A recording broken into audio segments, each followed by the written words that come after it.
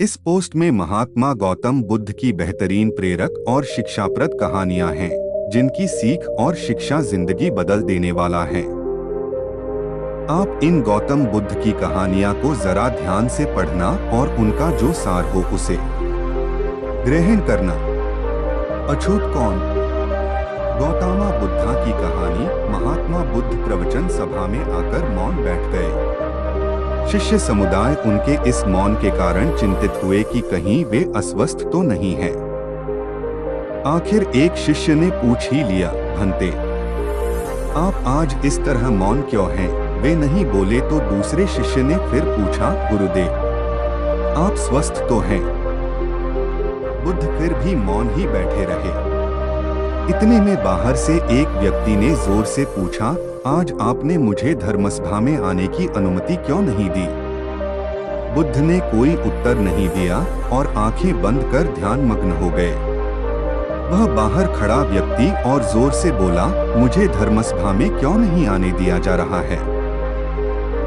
धर्मसभा में बैठे बुद्ध के शिष्यों में से एक ने उसका समर्थन करते हुए कहा, भंते, उसे धर्मसभा में आने की अनुमति प्रदान कीजिए। महात्मा बुद्ध ने आंखें खोली और बोले, नहीं, उसे अनुमति नहीं दी जा सकती है क्योंकि वह अछूत है।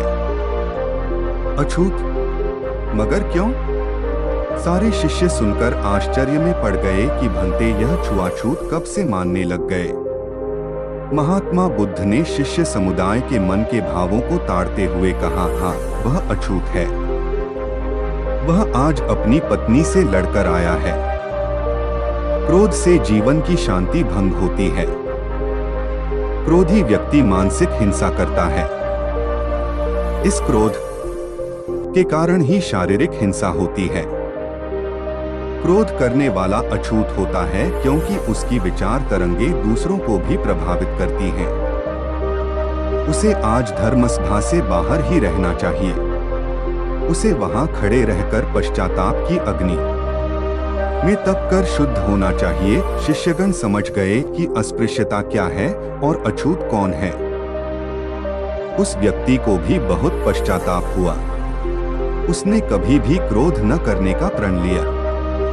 बुद्ध ने उसे धर्मसभा में आने की अनुमति प्रदान की। बुद्ध आम और बच्चे। फेमस गौतम बुद्ध की कहानी इन हिंदी। गौतम बुद्ध किसी उपवन में विश्राम कर रहे थे।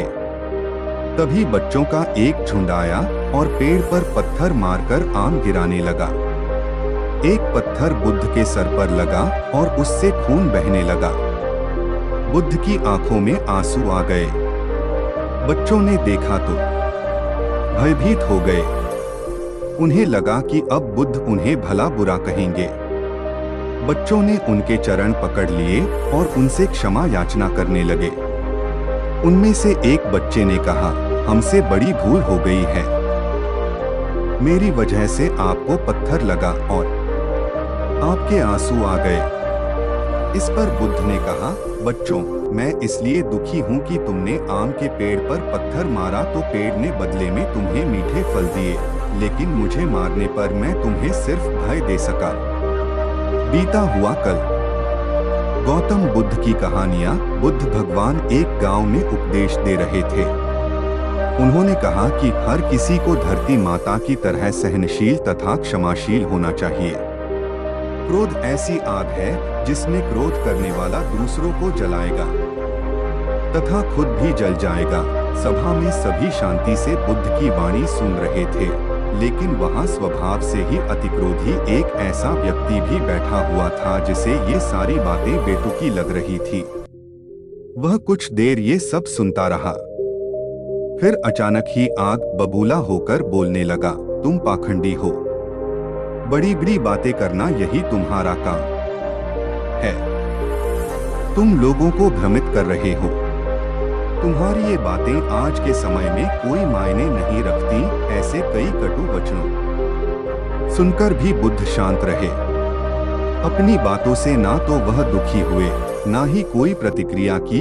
यह देखकर वह व्यक्ति और भी क्रोधित हो गया और उसने बुद्ध के मुंह पर थूककर वहां से चला गया।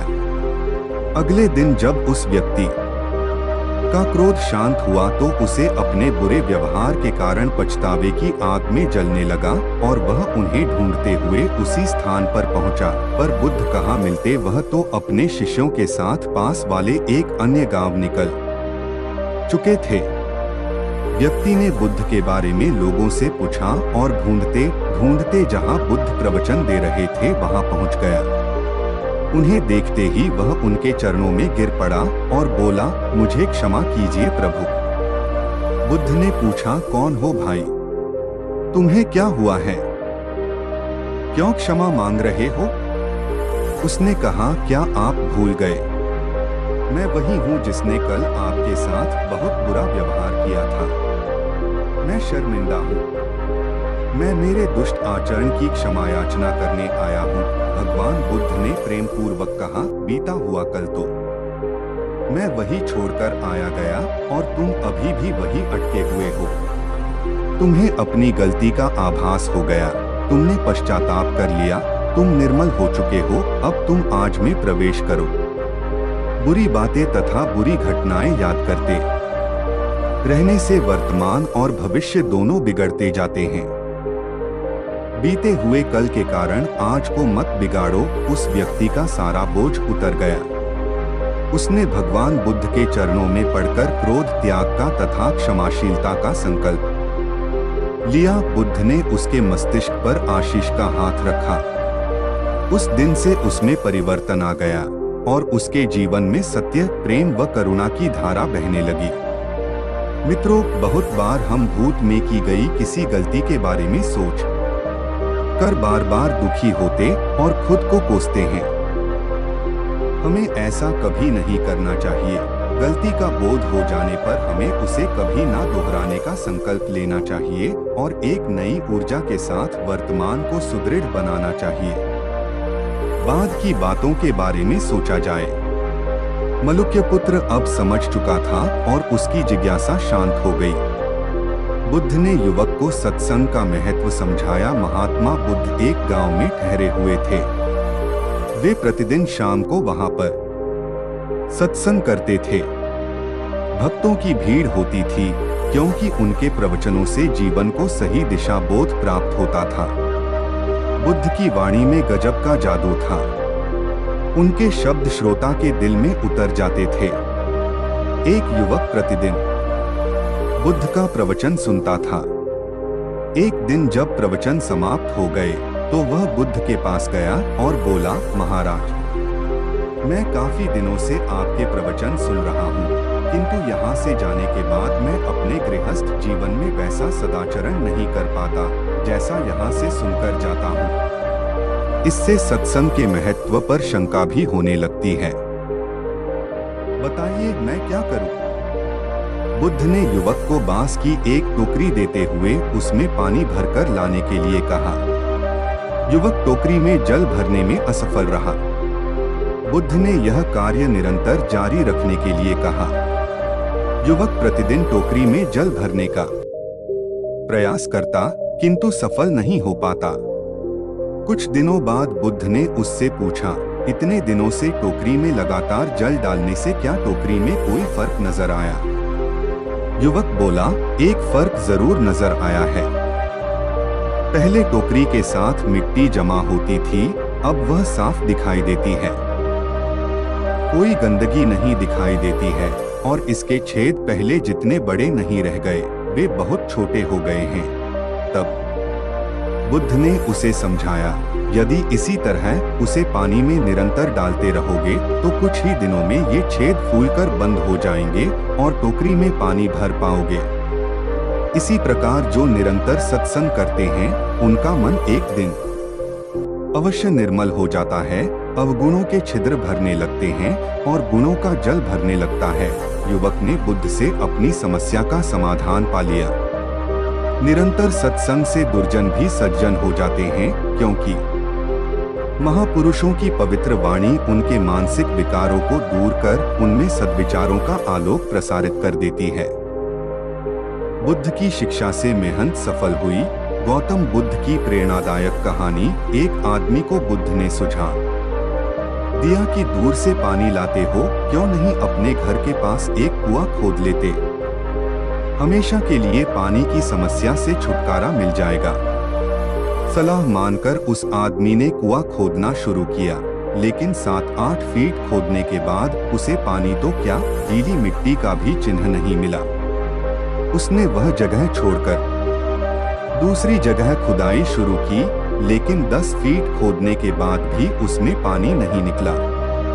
उसने फिर तीसरी जगह कुआं खोदना शुरू किया, लेकिन यहाँ भी उसे निराशा ही हाथ लगी।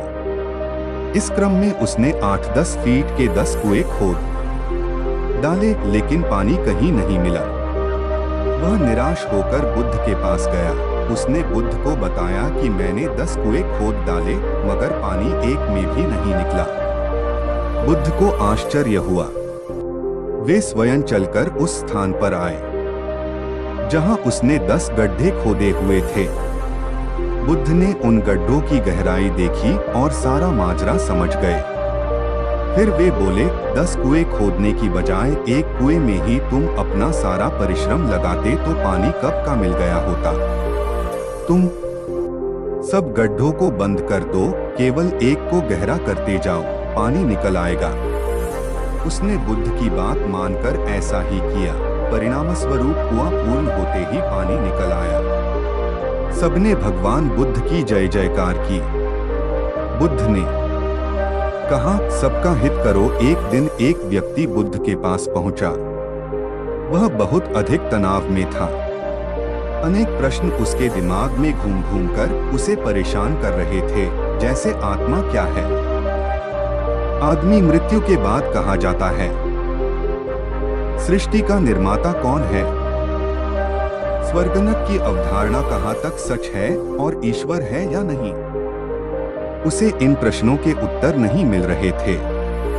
जब वह बुद्ध के पास पहुंचा तो उसने देखा कि बुद्ध को कई लोग घेर कर बैठे हैं। बुद्ध उन सभी के प्रश्नों व जिज्ञासाओं का समाधान अत्यंत सहज भाव से कर रहे हैं। काफी देर तक यह क्रम चलता रहा, किंतु बुद्ध धैर्यपूर्वक हर एक को संतुष्ट करते रहे। बेचारा व्यक्ति वहां का हाल देखकर परेशान हो गया। उसने सोचा कि इन्हें दुनियादारी के मामलों में पड़ने से क्या लाभ। अपना भगवत भजन करें और बुनियादी समस्याओं से ग्रस्त इन लोगों को भगाएं। किंतु बुद्ध का व्यवहार देखकर तो ऐसा लग रहा था मानो इन लोगों का दुहक उनका अपना दुहक है। आखिर उस व्यक्ति ने पूछ ही लिया, महाराज, आपको इन सांसारिक बातों से क्या लेना देना? बुद्ध बोले, मैं ज्ञानी नहीं हूँ और इंसान हूँ। वैसे भी वह ज्ञान किस काम का, जो इतना घमंडी और आत्म केंद्रित हो कि अपने अतिरिक्त दूसरे की चिंता ही न कर सके। ऐसा ज्ञान तो अज्ञान से भी बुरा है। बुद्ध की बातें सुनकर व्यक्ति की उलझन दूर हो गई। उस दिन से उसकी सोच व आचरण दोनों बदल गए। कथा का सार यह है कि ज्ञान तभी सार्थक होता है जब वह लोक कल्याण में संलग्न हो। बुद्ध के ज्ञान से सेठ ने पाया सुख। बुद्ध की शिक्षाएं। धन्ना सेठ के पास 7 पुश्तों के पालन पोषण जितना धन था। उसका व्यापार चारों तरफ फैला हुआ था, किंतु फिर भी उसका मन अशांत रहता था। कभी धन की सुरक्षा की चिंता, तो कभी व्यापारिक प्रतिस्पर्धा में आगे निकलने का तनाव। चिंता और तनाव के कारण वह अस्वस्थ रहने लगा। उसके मित्र ने उसकी गिरती दशा देखी तो उसे बुद्ध के पास जाने की सलाह दी। सेठ बुद्ध के पास पहुंचा और अपनी समस्या बताई। बुद्ध ने उसे सांत्वना देते हुए कहा, तुम घबराओ मत, तुम्हारा कष्ट अवश्य दूर होगा। बस तुम यहाँ कुछ दिन रहकर ध्यान किया करो। बुद्ध के कहे अनुसार सेठ ने रोज ध्यान करना शुरू कर दिया, किंतु सेठ का मन ध्यान में नहीं लगा। वह जैसे ही ध्यान करने बैठता, उसका मन फिर अपनी दुनिया में चला जाता। उसने बुद्ध को यह बात बताई, किंतु बुद्ध ने कोई उपाय नहीं बताया। थोड़ी देर बाद जब सेठ बुद्ध के साथ वन में सायंकालीन भ्रमण कर रहा था, तो उसके पैर में एक कांटा चुभ गया। वह दर्द के मारे कराहने लगा। बुद्ध ने कहा, बेहतर होगा कि तुम जी कड़ाकर कांटे को निकाल दो, तब इस दर्द से मुक्ति मिल जाएगी। सेठ ने मन कड़ाकर कांटा निकाल दिया, उसे चैन मिल गया। तब बुद्ध ने उसे समझाया, ऐसे ही लोभ, मोह, क्रोध, घमंड व द्वेष के कांटे तुम्हारे मन में गड़े हैं। जब तक अपने मन की संकल्प शक्ति से उन्हें नहीं निकालोगे, अशांत ही रहोगे। सेठ का अज्ञान बुद्ध के इन शब्दों से दूर हो गया और उसने निर्मल हृदय की राह पकड़ ली। अपनी कुप्रवृत्तियों से मुक्ति के लिए संकल्पबद्धता अनिवार्य है। जब तक व्यक्ति दृढ़ निश्चय न कर ले, वह अपनी गलत आदतों से मुक्त नहीं हो सकता। बुद्ध की शिक्षा से गांव का उद्धार हुआ। एक युवक ने बुद्ध से आकर कहा, मेरा गांव अशिक्षित है। मैं अपने परिवार से झगड़कर थोड़ा बहुत पढ़ पाया हूँ। आगे और पढ़ना चाहता हूँ, किंतु सभी रोक रहे हैं।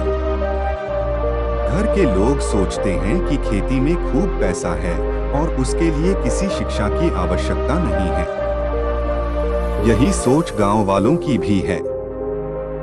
कृपया आप मेरे गांव चलकर वहां शिक्षा का प्रसार करवाइए। बुद्ध युवक की बात मानकर गांव आ गए। धर्म भीरू ग्रामीणों ने बुद्ध का सत्कार किया और रोज उनके प्रवचन सुनने आने लगे। बुद्ध जब भी शिक्षा का महत्व बताते, ग्रामीण विरोधी मत रखते। एक दिन एक महिला अपने 5 साल के बच्चे के लिए पूछने लगी कि उसे किस उम्र से शिक्षा दिलवाएं। तब बुद्ध ने समझाया कि तुम्हें तो 5 वर्ष पूर्व उसकी शिक्षा शुरू कर देनी थी। उसे क्या खाना है, क्या नहीं, कैसे वह क्या बोलना है आदि बातें शुरू से सिखाओगी, तभी तो वह अपना उचित ख्याल रख सकेगा। बुद्ध की यह बात महिला सहित सभी ग्रामीणों को समझ में आ गई। उन्होंने अपने बच्चों को विद्यालय भेजना शुरू किया। यह समय वर्षा का था। युवक ने लोगों को जल संग्रहण की तकनीक बताई। अधिकांश ने उपहास किया, किंतु युवक अपना काम करता रहा। बुद्ध का सहयोग प्राप्त था, इसलिए किसी ने उसका खुलकर विरोध नहीं किया। जब गर्मी में भीषण जल संकट के कारण फसलें सूखने लगीं, तो युवक ने कुएं खुदवाए, जिनमें जल संग्रहण की तकनीक के कारण खूब पानी निकला। ग्रामीण अब शिक्षा का महत्व समझ चुके थे। धीरे धीरे संपूर्ण गांव शिक्षित हो गया। ज्ञान हर उम्र में अर्जित किया जा सकता है। यही ज्ञान हमें जीवन में आने वाली समस्याओं के समाधान